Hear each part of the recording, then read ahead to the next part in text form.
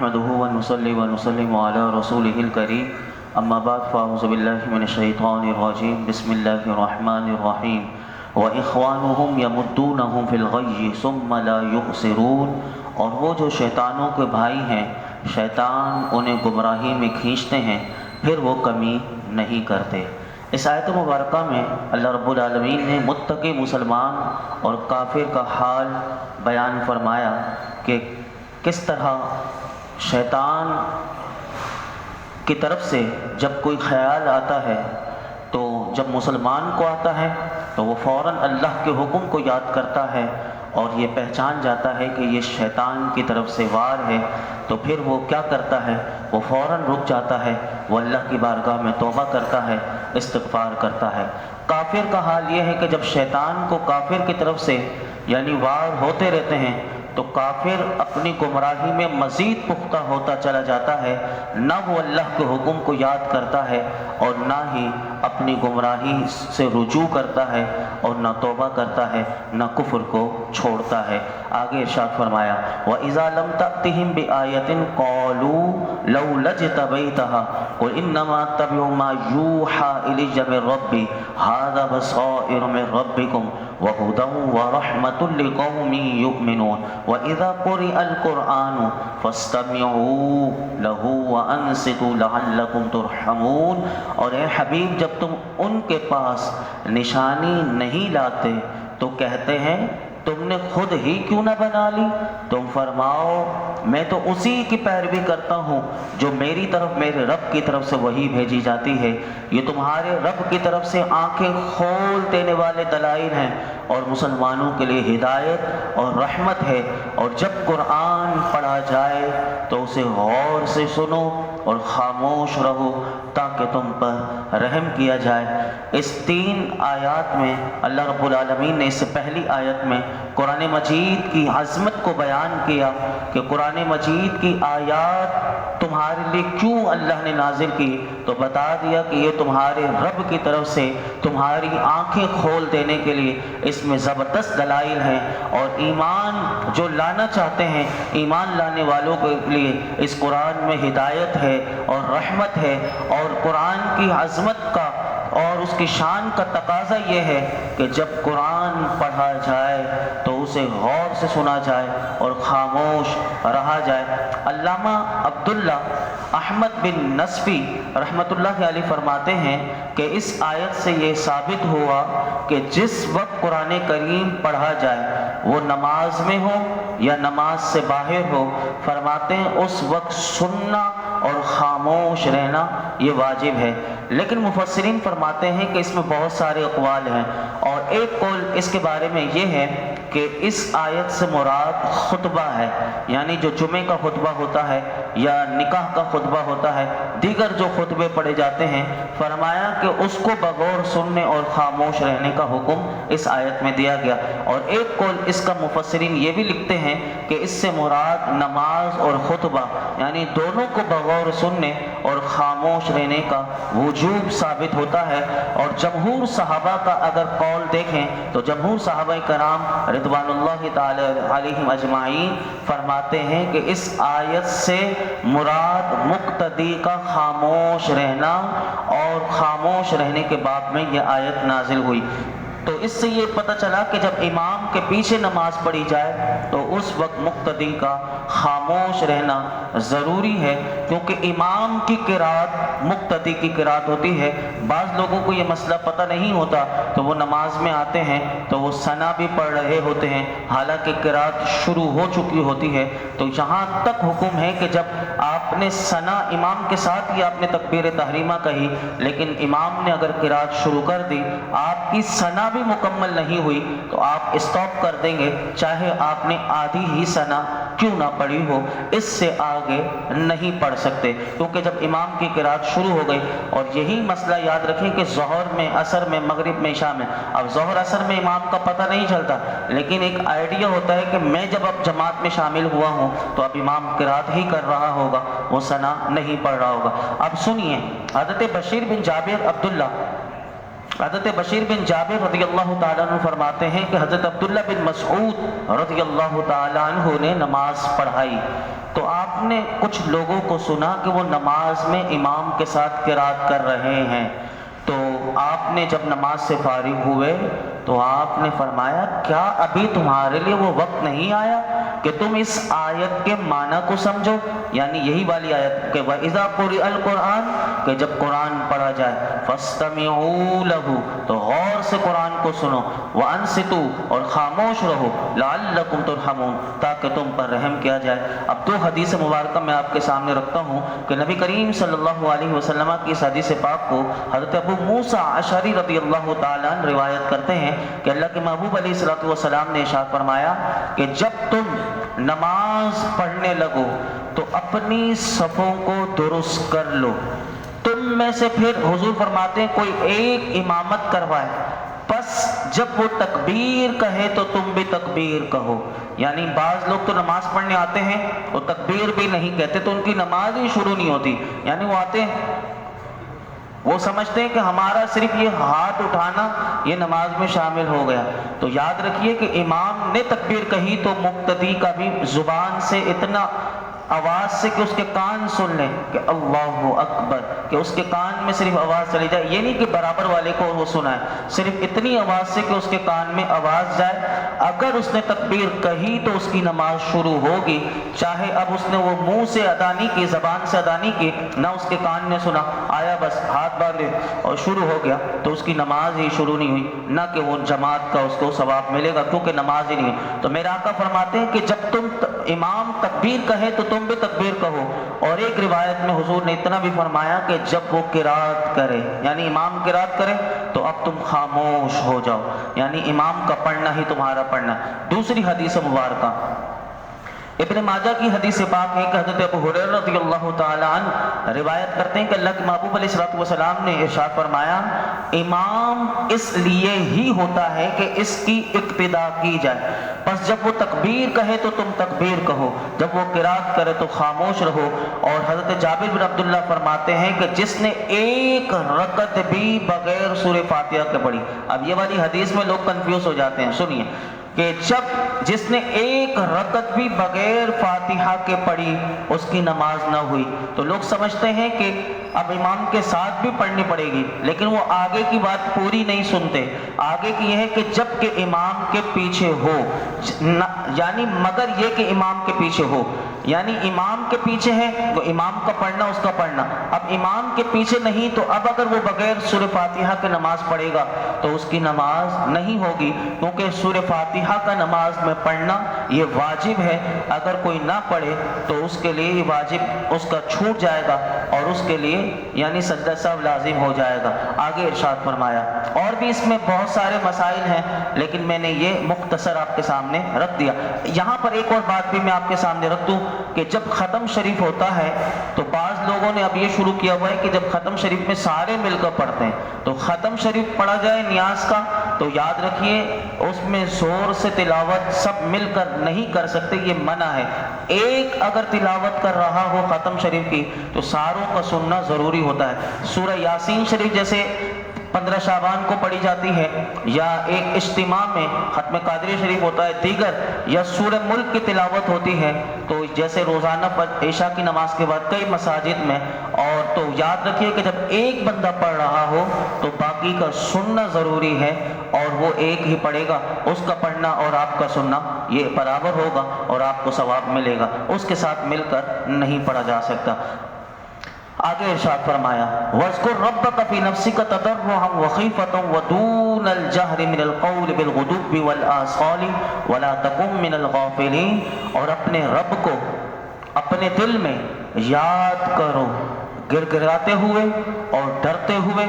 اور بلندی سے کچھ کم آواز میں صبح و شام، اور غافلوں میں سے نہ ہونا۔ اس آیت میں خطاب تو رسول اللہ صلی اللہ علیہ وسلم سے ہے، لیکن اس خطاب سے حضور کی امت اس میں داخل ہے۔ مفسرین فرماتے ہیں یہ حکم تمام مکلفین کو عام ہے۔ حضرت عبداللہ بن عباس رضی اللہ عنہما سے اس آیت کے بارے میں مروی ہے، آپ فرماتے ہیں اس سے مراد نماز میں قرات کرنا ہے، اور ایک قول یہ ہے کہ اس سے مراد تلاوت قرآن بھی ہے، اس سے مراد دعا بھی ہے، تسبیح و تحلیل، تمام اذکار مذکور ہیں۔ اس کا خلاصہ یہ بنا اس آیت کا کہ اللہ کا ذکر دل میں بھی کیا جائے، درمیانی آواز سے بھی کیا جائے، اور حد سے زیادہ اتنی آواز کو بلند نہ کیا جائے، چیخ کر اللہ کا ذکر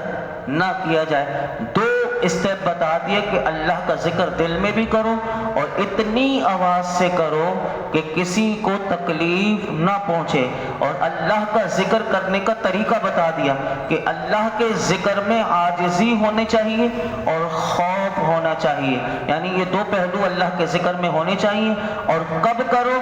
ذکر اللہ صبح و شام کرو، اور بلند آواز سے بھی کیا جا سکتا ہے۔ اس کے بارے میں بھی احادیث مبارکہ ہیں کہ جب سب مل کر اگر پڑھ رہے ہو، یعنی اللہ کا ذکر کر رہے ہو، جیسے سبحان اللہ، الحمدللہ، اللہ کی مبارک نام ہے، اسی طرح جو ذکر کا جو طریقہ ہم سنتے ہیں، لا الہ الا اللہ، الا اللہ، الا اللہ، اللہ اللہ اللہ، تو یہ ایک ذکر ہے جس میں ایک ہی آواز کے ساتھ سب بلند آواز سے بھی کر سکتے ہیں۔ اس پر بھی دلائل احادیث مبارکہ میں موجود ہیں۔ یہاں پر اس آیت میں ایک بات اور قابل غور ہے کہ اللہ نے فرمایا صبح و شام۔ ان دو اوقات میں مفسرین فرماتے ہیں ذکر کرنا بہت افضل ہے۔ اس کی وجہ کیا؟ اب صبح کے وقت تو لوگ سو رہے ہوتے ہیں عموماً،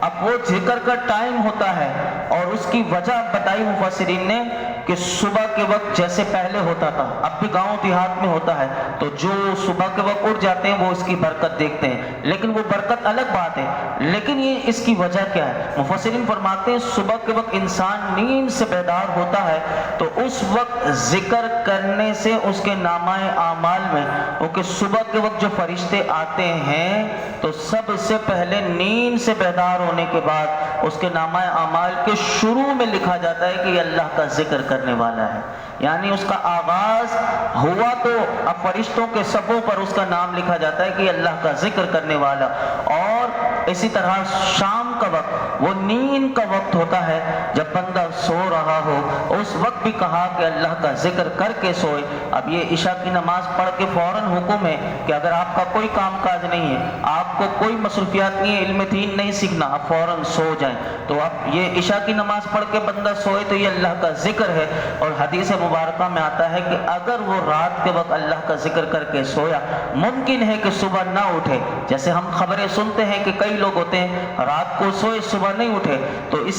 پھر اس کو برکت کیا ملے گی؟ حدیث مبارکہ میں آتا ہے بندہ جس حال میں سوئے گا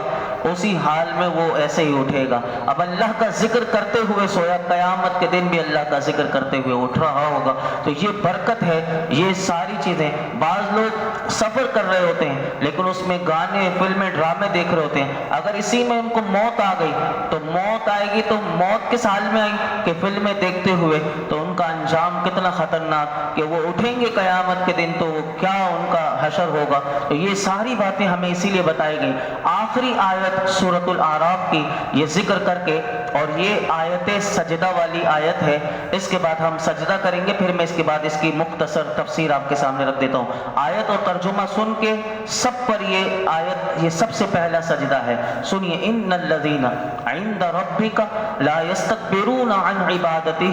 ویسبحونہ ولہ یسجدون، بے شک وہ جو تیرے رب کے پاس ہے وہ اس کی عبادت سے تکبر نہیں کرتے اور اس کی پاکی بیان کرتے ہیں اور اسی کو سجدہ کرتے ہیں۔ آپ سب سجدہ کر لیجئے، میں بھی، پھر اس کے بعد میں آپ کو مختصر اس کی تفسیر بیان کروں۔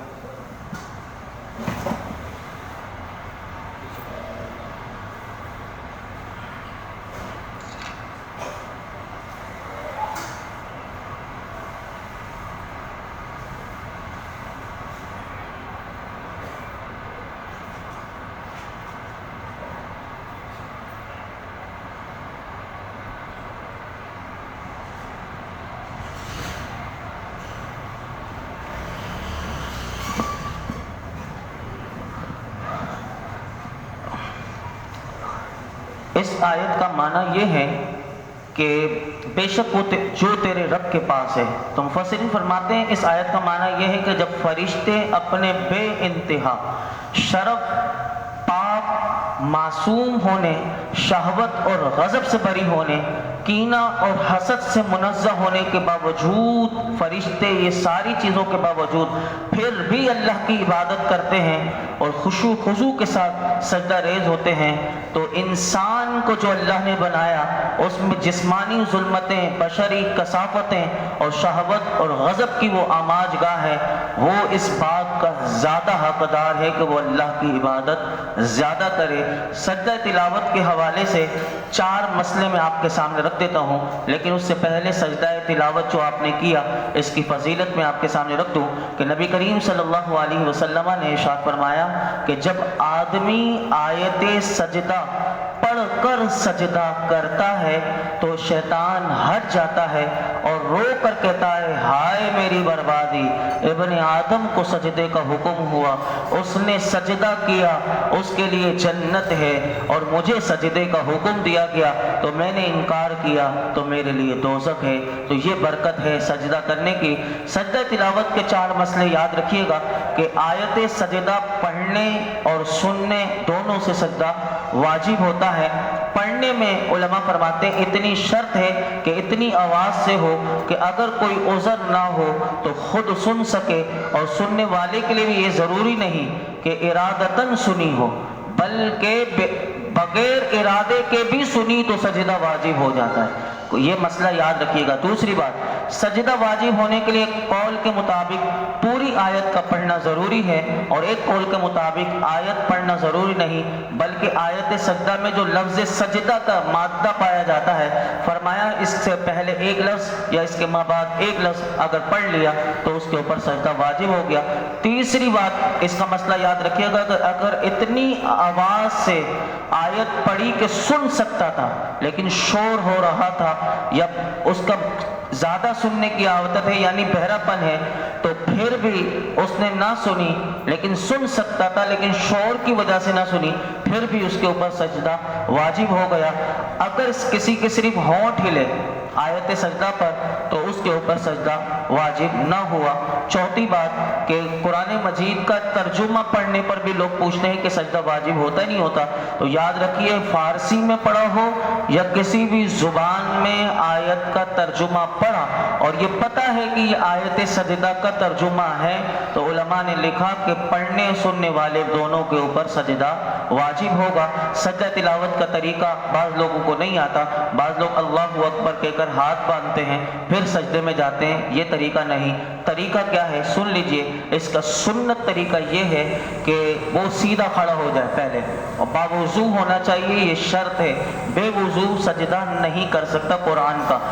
سیدھا کھڑا ہو جائے اور سجدہ تلاوت کی اپنے دل میں نیت رکھ لے اور اللہ اکبر کہتا ہوا سیدھا سجدہ میں چلا جائے، کوئی ہاتھ اٹھانے کی ضرورت نہیں، سیدھا یوں کھڑا رہے اور اللہ اکبر کہتا ہوا وہ سجدے میں چلا جائے، اور اللہ اکبر کہنا اور سجدے میں جا کر 3 بار سبحان ربی الاعلیٰ کہہ کر پھر اللہ اکبر کہتا ہوا کھڑا ہو جائے۔ تو علماء نے لکھا یہ دونوں بار اللہ اکبر کہنا یہ سنت ہے، اور کھڑے ہو کر سجدے میں جانا اور سجدے کے بعد کھڑا ہونا یہ قیام مستحب ہے۔ اللہ اکبر کہنا سنت ہے دونوں بار،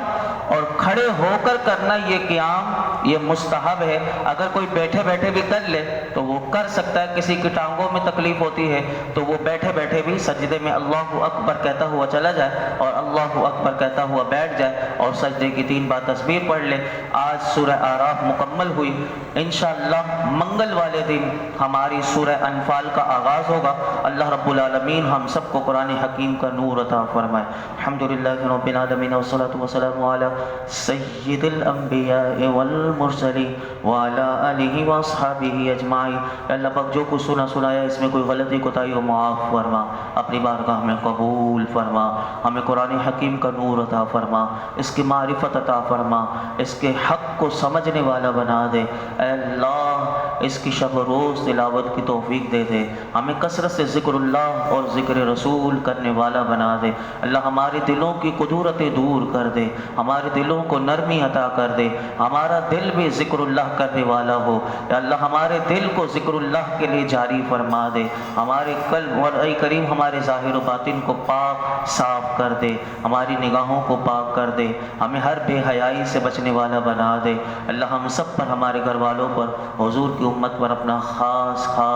فضل و کرم نازل فرما۔ یہ درس قرآن میں جتنے حاضرین موجود ہیں ان سب کی جھولیوں کو بھر دے۔ وصلی اللہ